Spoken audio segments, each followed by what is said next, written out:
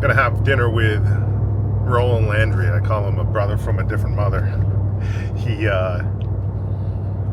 He's an old shoe dog. This is a guy who built a footwear empire, and he's like the last of his kind, but he helped us tremendously when we decided to make footwear again in Maine. Of course, he never stopped, and he's made every type of footwear in Wilton, Maine, and actually we're having dinner at the old Bass shoe plant.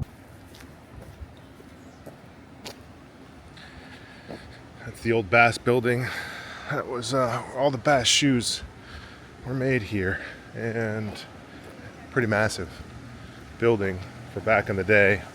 Of course, like all the other brands, Bass shoe went overseas, but this is the river here, and there's a dam up there, and it was all water powered.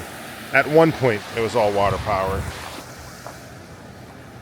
Welcome to Calzaleo. Gotta love that one right there. No.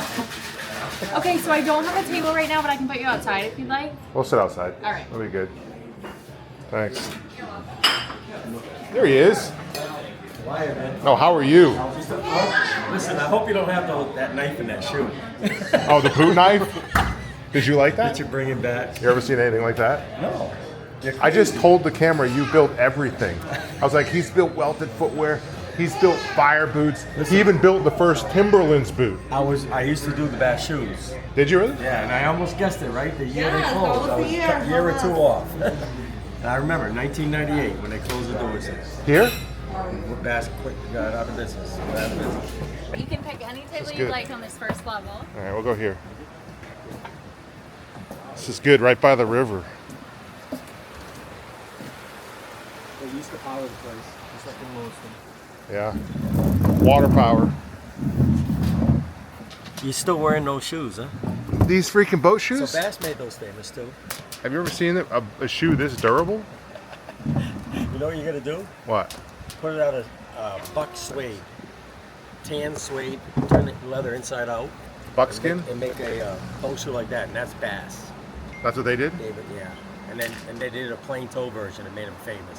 When you're stitching on the machine, you go da da da da da da. Those two pieces you're stitching together Okay. goes underneath this piece. Got When it. you're true hand sewing, you punch the hole here, you come up over, you come up over, you come up over. Right. You don't put a fake bar there. Okay. It's true hand sewn. That's a true hand sewn. That is a true hand sew. Because you can see the stitching out, it continues. Yeah. The top part of the leather, and you bevel the bottom part. Yep. You cement them together, and then you go through the machine, and it's done. Is there something wrong with that? No, we made millions of pairs of those. It's a lot less expensive and a lot labor intensive than hand sewing. Number one, hand sewing, you see my finger? Yeah. That's lock fingers right there. That's from hand sewing. This thing, I have to keep popping it, right? And all your true hand sewers are still left. I'm sure the company you're dealing with now, Yeah. the hand sewers, you ever see their fingers? Yeah. I mean, they're yanking and pulling. Oh, it's like hard work. Yeah. Well, we need to have a discussion about the growth of footwear at Origin, and who better to have it than this guy that's done it all. Yeah, I just told everybody how much of you're like the last existing shoe dog. Phil Knight has nothing on you. Phil Knight came to us in 1976 to do a direct attach molded sneaker. And you showed him how to do it? Yes, but it wasn't too good. It wasn't, back then the technology wasn't good enough. For Imagine if sneakers. you just traded your services for like, hey, listen, just give me a 0.25% equity. Of everything I've ever done. No, in Nike. Of Nike. How about Timberland? Yeah, we did the well, that first too. Timberland boot too. Yeah, that too. How about Origin? Yeah, well, exactly where I'm I at. went in on Origin, man. Made in America, baby. That's right. Bring it back. Just asked for a freedom donkey. And she's stunned.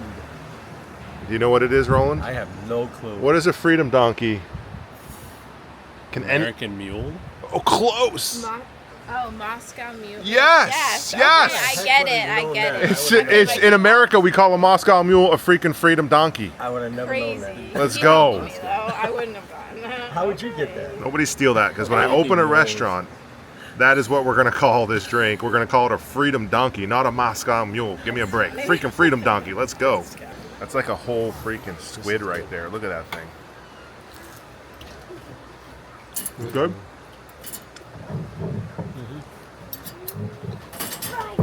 So, what are we doing?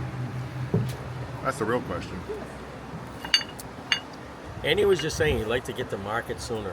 So you got Mayo that comes in, does new designs or whatever, because you're fast and he goes pretty good at that. But then how do you get it in production?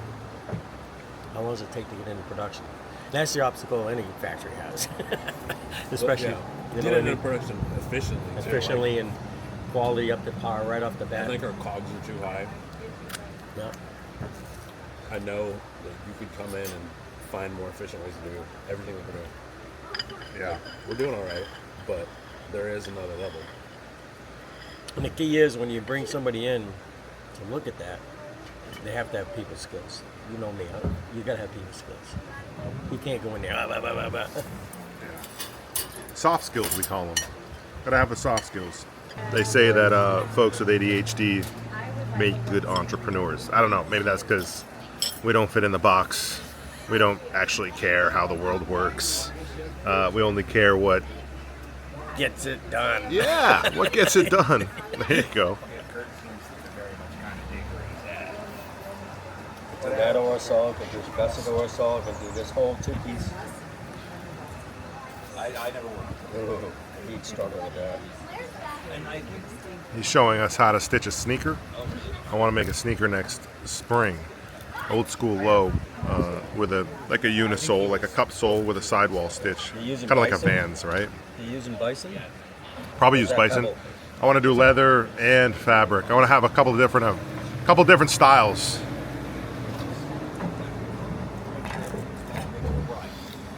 See? Was that designed with the key fabric in mind? One of them. Yeah, one of them. A was.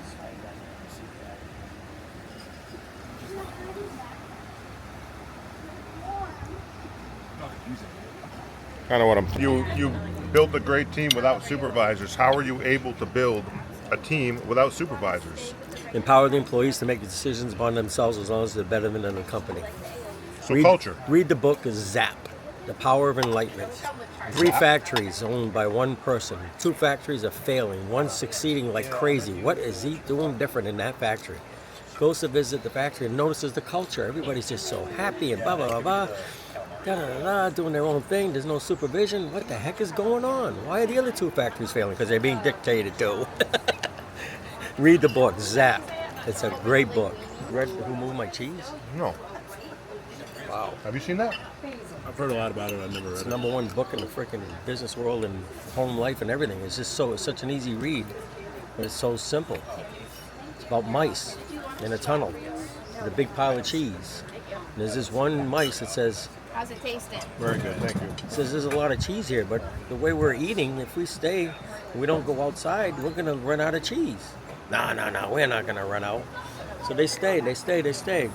Pile's getting lower and lower, and this guy goes, that's it, I'm out of here. I gotta go find some more cheese, I gotta move. So the other 2 stay behind. He's searching through other tunnels trying to find more cheese. He finds a nice block of cheese. The other 2 find out, they're out of food. There's no more cheese left there. They didn't move. So it teaches you how to I think so. I told him it was Sunday. keep your mind, How to pivot. It's a really good book. I made every one of my associates read that book. And they got a lot out of it from life and everything. We've struggled with driving a commitment to hit the goal, the number of it.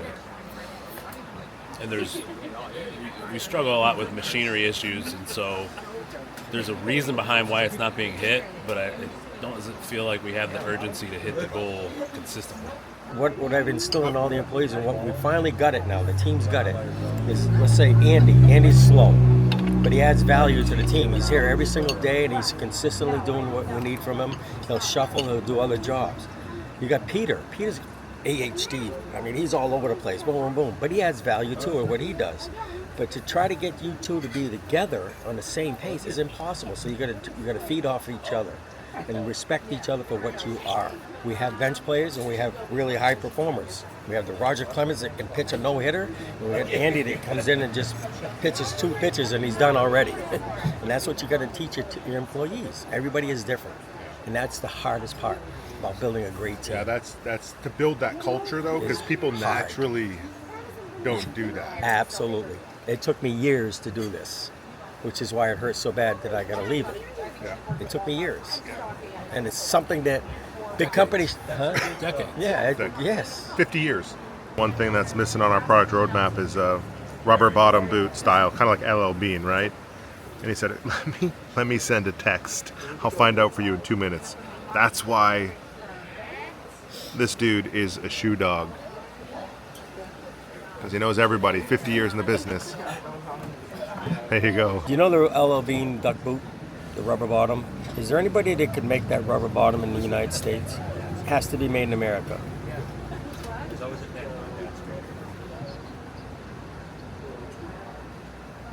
My origin buddies.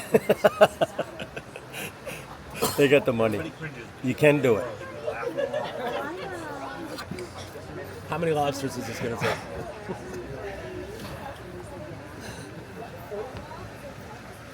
Mentorship program. This shoe dog needs to pass down all his knowledge. That's the key here. If we lose the knowledge, we lose ourselves, and we end up like this old building that we're sitting at right now. So we got to get Roland to show us the shoe dog ways, pass the knowledge on, and now we just got to figure out if we're paying him at lobsters or massages. So I will tell you one thing. I'm totally impressed that knowing that somebody out in this country right now really cares about this industry. And I've seen Peter through his podcast, all this stuff that he's doing anyways, seeking out all the old timers like me and all the different things that they do, from making thread to eyelets to grommets to leather to all the history that he's bringing back. Really brings tears to my eyes, knowing that somebody still cares about us old timers and the old industry. Origin jeans should look like. Roland, how long have you had those jeans? A long time, man. This belt too. And the Origin belt. How'd you know they were origin? I can tell, man, from the lines, from the design lines. Next year it'll be an origin polo. We're going to do polo. Have a good night. What do you think? A lot of opportunity. I mean, you can't deny his experience and what that can do for us. Yeah, I would tend to agree. I wish we were a little bigger already. What do you mean? Like Just to have him as a resource, it's not going to be cheap. he's gonna work for Lobster? He's not. Why? What do you think he's gonna work for? I don't know. I have tried to poke around. He won't give me anything. Motivate! Power! Make decision! I hope after 50 years of being in manufacturing, that dude, 50 years of being in the footwear industry, I'm still that motivated. Dude's got energy for days. I think we came to a conclusion. Roland is going to come Monday, Tuesday to the factory, and he's going to assess it, the footwear plan, and come up with a list of priorities. And although he's retiring, a dude like that just doesn't retire. He just works until he can't anymore. And so after the assessment, we're going to figure out some projects, a scope of work, and then negotiate the deal. And he's been negotiating for about 40 years longer than I have, so that should be interesting. But honestly, there's just no more knowledge like he has. I mean, the depth and breadth of knowledge that Roland has. I mean, he helped us get started. He made contacts, showed us manufacturing techniques, let us visit his plant, gave us machines, and why not have him come in and just make everything we do that much better, because one of our core values is continuous improvement. So time will tell. See what happens.